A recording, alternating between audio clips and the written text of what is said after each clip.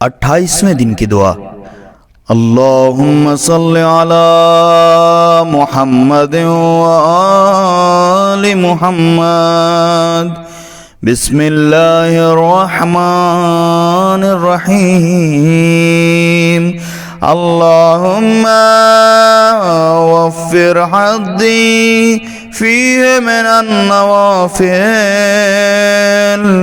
وأكرمني فيه بإحضار المسائل وقرب فيه وسيلتي إليك من بين الوسائل يا من لا يشغله إلحاح الملحين۔ بار الہ، اس ماہ میں میرے حصے کے نوافل و مستحبات میں اضافہ فرما دے۔ اے معبود، اس دن مسائل کو حاضر اور آمادہ کرنے کے لیے مجھ پر اپنا کرم نازل فرما۔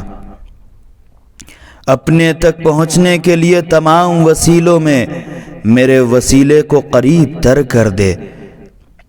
اے وہ کہ جسے اصرار کرنے والوں کا اصرار دوسروں کی طرف متوجہ ہونے سے مانے نہیں ہوتا۔ اس دعا میں ماہ رمضان کے نوافل، اکرام و عزت افزائی، اللہ کی طرف وسیلہ، خدا کی توجہ، سب کے لیے ان چیزوں کی طرف اشارہ کیا گیا ہے۔ ماہ رمضان کے نوافل، نافلہ یعنی اعمال مستحبی، جیسے خاص طور پر نماز ہے مستحبی، دعائیں، اذکار، اوراد وغیرہ، جو جتنا بھی عمل اس مہینے میں کر سکے کر لے۔ موقع غنیمت ہے، کیونکہ ہر چیز میں برکت ہے، تو ثواب میں بھی اس مہینے میں بہت زیادہ برکت ہے۔ اکرام و عزت افزائی، یقیناً ہر شخص کو عزت دینے والا اور اکرام کرنے والا خداوند عالم ہے۔ لقد کرمنا بنی آدم، ہم نے عزت اور اکرام بخشا ہے بنی آدم کو۔ اور اللہ کی نظر میں سب سے زیادہ عزت و اکرام والا کون ہے؟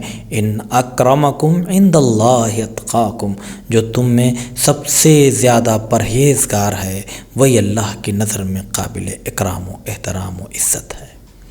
اللہ کی طرف وسیلہ، خدا کی طرف لے جانے والے یوں تو بہت سے وسائل ہیں۔ کائنات کا ذرہ ذرہ خدا کی طرف اشارہ کرتا ہے، خدا کی طرف ہدایت کرتا ہے، لیکن اس مہینے میں جو بہترین وسیلے ہیں وہ نماز و دعا و اعمال صالحہ ہیں۔